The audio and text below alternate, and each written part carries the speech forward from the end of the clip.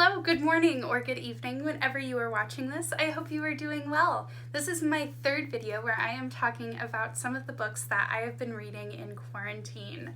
I've had a lot of time in my hands and I'm gonna have even more time coming up. As I've said before, I am not trained in giving book reviews. I'm very new when it comes to reviewing books. I just read a lot and I like talking about them. So my opinion may be very different than your opinion on a book. But for anyone out there who is looking for some books to read, I have some recs for you. Some of these books that I've been reading have been absolutely fantastic. Some have been meh. Either way, I'm gonna talk about them, and you can listen or not. It's really up to you. But I'd like it if you stuck around.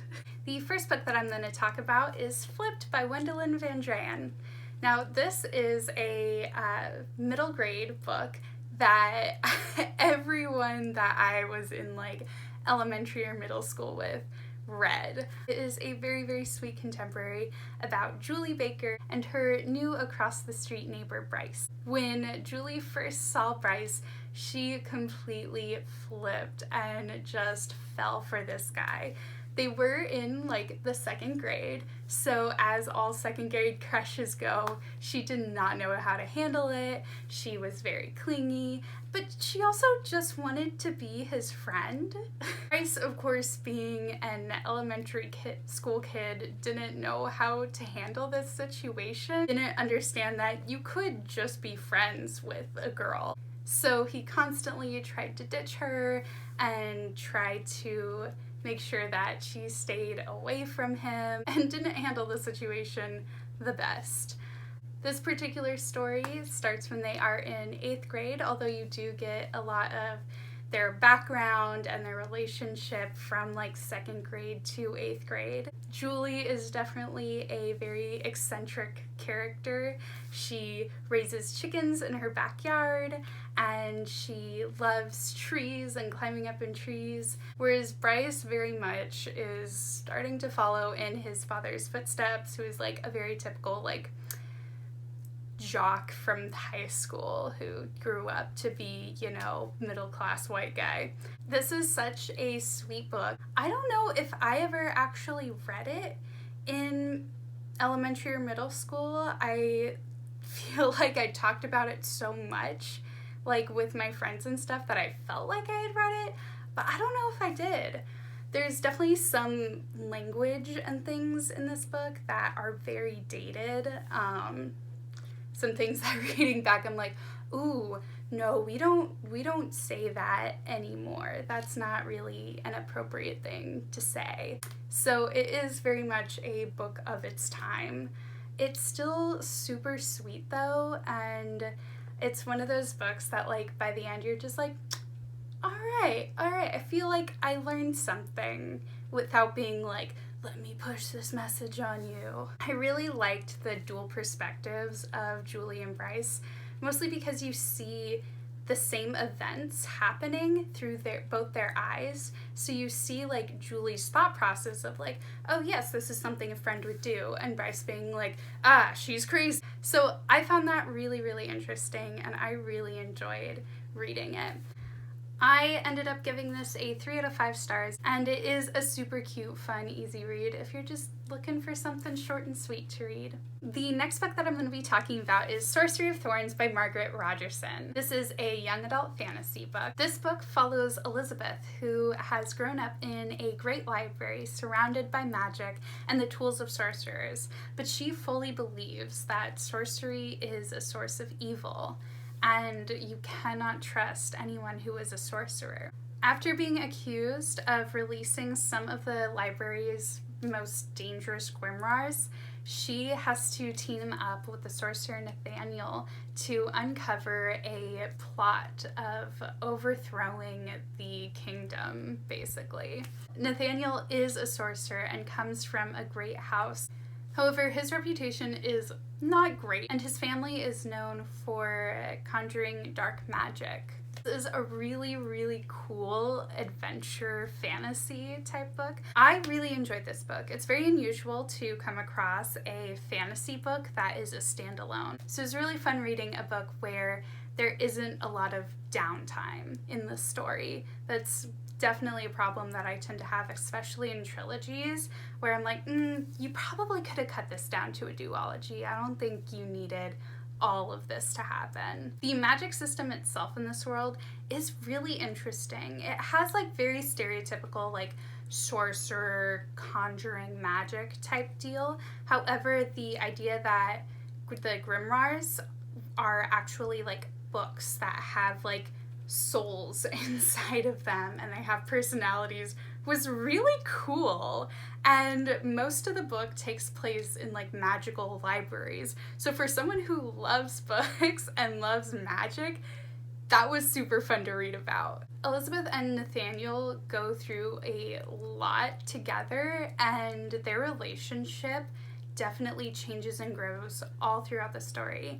It is a sort of enemies to allies to lovers type story, which is definitely one of my favorites. Once again, I'm gonna say enemies to lovers, one of my favorite tropes, so whenever a book has that, I'm into it. Overall, it was a really fun read. There wasn't anything that was like particularly like, wow, this is crazy unique.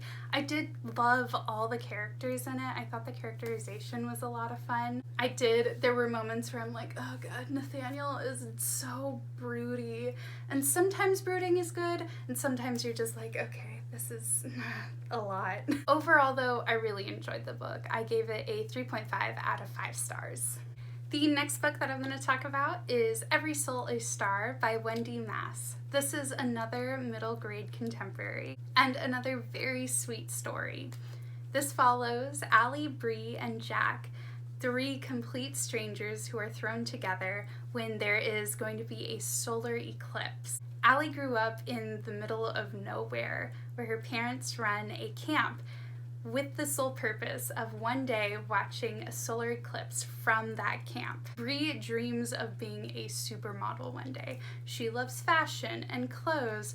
She's kind of vapid. She's your very stereotypical like material girl. When Bree's parents tell her that they are going to be leaving everything they know and going to live in a camp in the middle of nowhere and go see a solar eclipse, Bree has no idea what to do.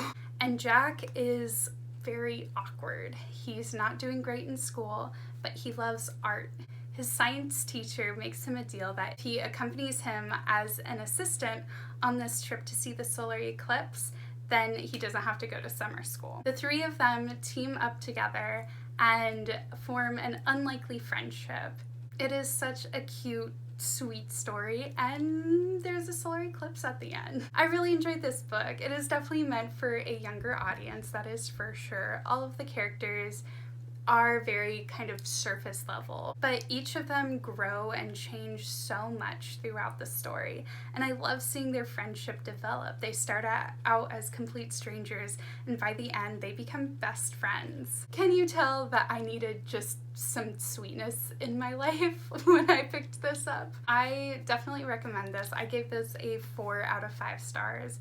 It's just something that's so sweet and so cute. And there are times where I'm like, okay, these characters could have a little bit more depth. They are very like stereotypical, but overall for what it is, I really enjoyed this book. Last but definitely not least is Scavenge the Stars by Tara Sim. This is a retelling of The Count of Monte Cristo, so if you are at all familiar with that story, you may recognize some themes in this one. However, this actually follows Amaya. When she was a young girl, she was taken as payment to repay her family's debt on a debtor's ship. She was mistreated and forced to work long, grueling hours gutting fish and collecting clam. When she rescues a mysterious stranger who claims to have more gold than she can imagine, she decides to take him up on a deal so that she is able to seek revenge on those who hurt her and separated her from her family. Kaio, on the other hand, is the son of a wealthy merchant. He is meant to take over his father's business. However, he has quite the bad reputation as a playboy and a gambler. When his family comes into misfortune, he is forced to do what he has to do in order to help. Amaya and Kaio become entangled in something so much bigger than anything they could have expected, and they are forced to work together in order to save themselves and those that they care about. This was such a good book. I absolutely love this story. I wasn't super familiar with the Count of Monte Cristo coming into it. I knew some of like the basic storyline. However, you could have just said this was a completely unique story of its own, and I would have been like, yeah, sounds about right. Very much just takes little bits and pieces from the original storyline and completely becomes its own. All of the characters, from Amaya to Kaio to all of their friends, are so complex and rich. Just in this book alone, they grow so much. It definitely kept you guessing about what is going to happen next. There was a couple times where I was like, ooh, I think this might be it, and then it turned out to be something completely different. But it didn't have plot twists that were like, that doesn't really make any sense. Everything that happened made sense, and you go, oh my god, how did I not see this? It very much has a Six of Crows by Leigh Bardugo vibe to it. I won't say it's a direct comparison at all, but it definitely has that same sort of vibe where there's gambling halls and high stakes and unlikely people teaming up together. I ended up giving this a 4.5 out of 5 stars. I absolutely loved this book, and I am very excited to get the next one to see what happens, because this leaves you on such a cliffhanger. Alright, well, those are all the books that I'm talking about in this video. I do have 2 other videos already up where I talk about some of the books that I have read in quarantine. Please be sure to check those out. If you want to see more videos like this, I'm going to be updating as fast as I can read, so be sure to subscribe. I'm also going to be posting other book-like videos and maybe some other random videos. Thank you so much for watching. I hope you have a wonderful rest of your day, and until next time,